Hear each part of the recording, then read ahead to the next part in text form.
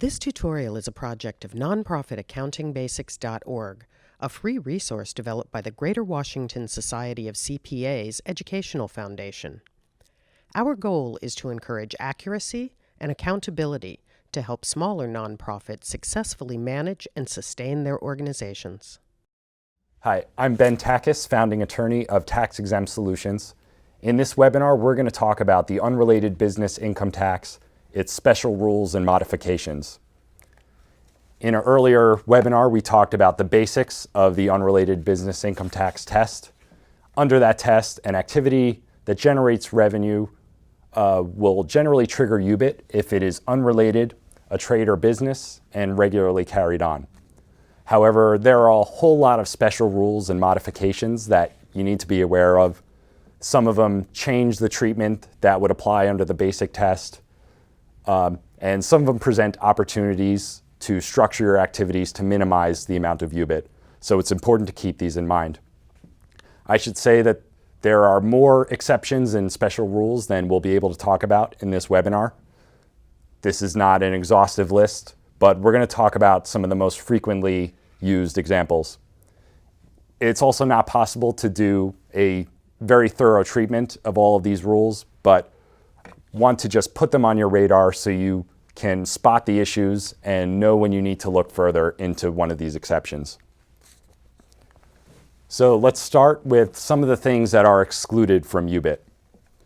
Starting with passive investment income. Investment activities are generally not subject to UBIT, specifically dividends and interest. A dividend is when an organization buys a share of a corporation, and the corporation generates profits that it decides to distribute to its shareholders. That's called a dividend, and that's considered an investment activity that is not subject to UBIT. Similarly, if an organization has a bank account or owns a bond that pays interest to the organization, that will also not trigger UBIT. These types of investment activities are generally considered too passive to trigger UBIT. These exceptions are a little bit redundant in that many of these activities would not trigger UBIT even under the basic test. But however, it's good to have the certainty that these things are specifically excluded. Capital gains are another type of investment income that's excluded from UBIT generally. You have a capital gain when you sell property that has been held for investment or for personal or business use. Generally, so long as the property is not held as inventory to sell to customers, it will generally qualify for capital gains treatment. For example, you can have capital gains if you sell stock, real estate, equipment, things like that, and there's a specific exclusion. The next exclusion is a very important one. This is for royalties. A royalty is a payment that you receive for licensing the use of certain property to somebody else. Typically, we're talking about licensing of intellectual property, like an organization's trademarks, its copyrights, its patents, but it can apply more broadly than that. And royalties can arise in lots of different situations. For example, consider a retailer like Target or Walmart that partners with a credit card company and puts that name on the credit card, so you have a Target credit card. Under that arrangement, the credit card company is typically going to pay a royalty to the retailer to get that endorsement on their card, and the retailer will make money that way. Nonprofit organizations often have similar kinds of relationships with insurance companies, where the organization will endorse an insurance policy that will then be marketed to the organization's members. Quite a lot of revenue can be generated by those type of arrangements, and they can generally be excluded from UBIT under this royalty exception. The important thing to keep in mind about the royalty exception is that this needs to be strictly passive income.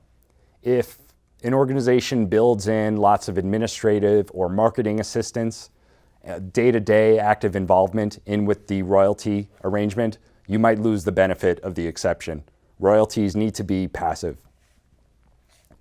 The next exception is for rental of real property. So if your organization rents out office space to other companies or organizations, there's a UBIT exception for this. You have to be careful, though, that if there is a lot of personal property included as part of the rental arrangement, let's say furniture, computers, equipment, if there's too much of that kind of property, then this may lose the benefit of the real estate rental exception. So be careful of that. You also want to be careful that you're not tying the amount of the rent to the income of the tenant. If you do that, the IRS will consider you to be sort of in business with your tenant, and that would lose the benefit of the exception as well. The next exception is for businesses in which substantially all the activities are conducted by volunteers. So even if you have an unrelated trade or business that is regularly carried on and generates a lot of revenue, it will be excluded from UBIT if you don't have paid staff involved in carrying out the day-to-day aspects of the business. So this can be a very useful exception, and it applies if you have volunteers, including unpaid board members, running the business day-to-day. The next exception is for sale of merchandise received by the organization as a gift. This is sometimes known as the thrift store exception.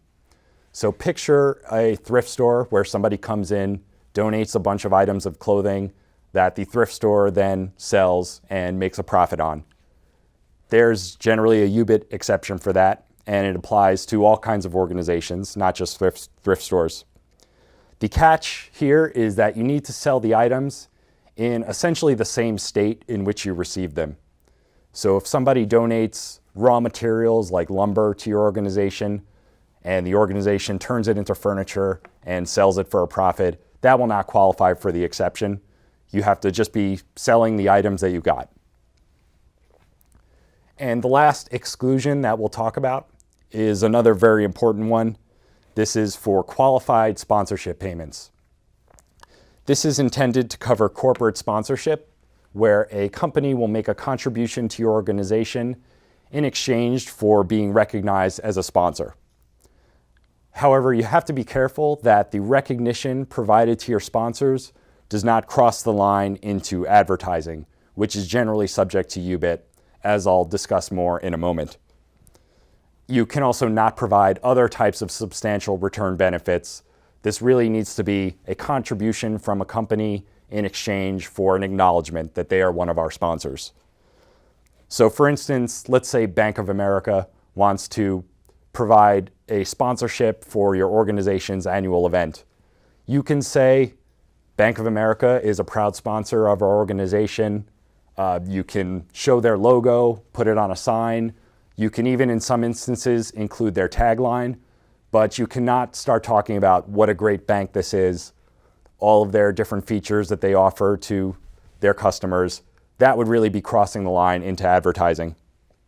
So for an example, watch PBS or listen to NPR. There's quite a bit of sponsorship that those organizations have that is, in general, very well crafted with these rules in mind.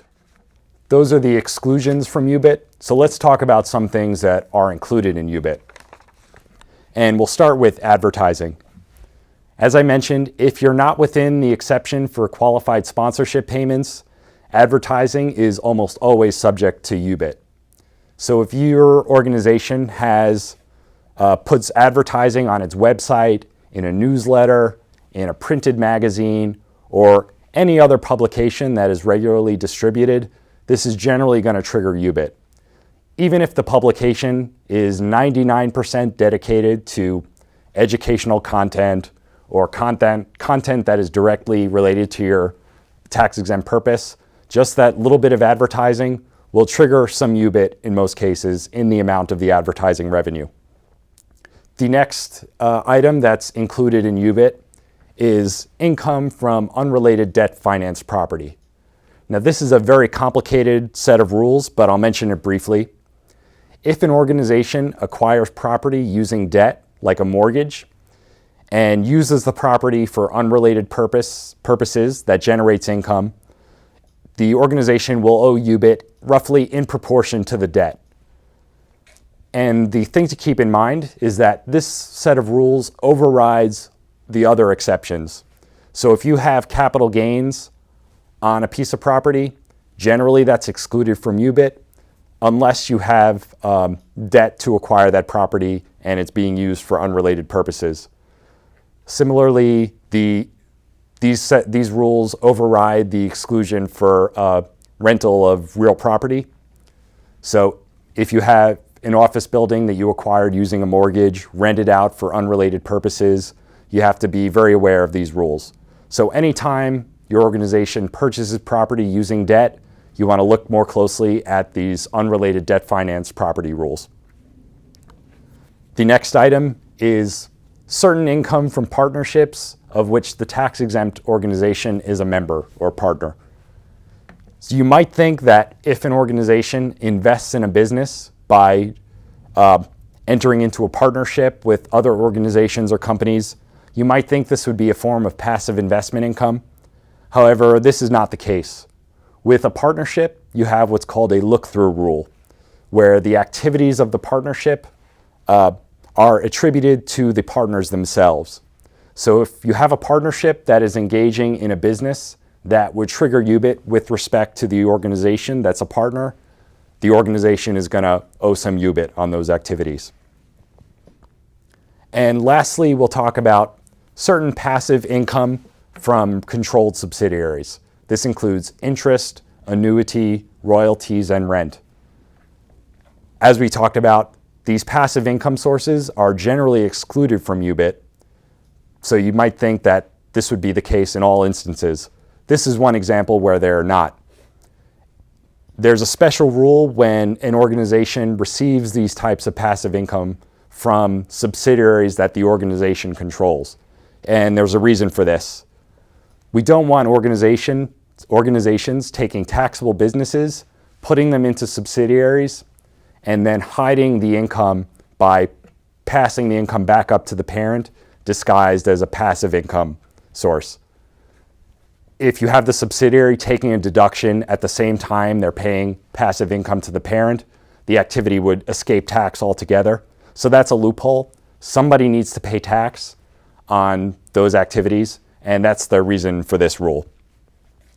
So those are some of the most important special rules. Some items are excluded from UBIT, some items are included in UBIT, and there is sometimes a complicated interrelationship between these two sets of special rules. But caution you, if you see that any of these rules in particular might be an issue, investigate further and get help if you can afford it. These rules can be very complicated. And don't forget the basic test. It often applies in conjunction with these special rules.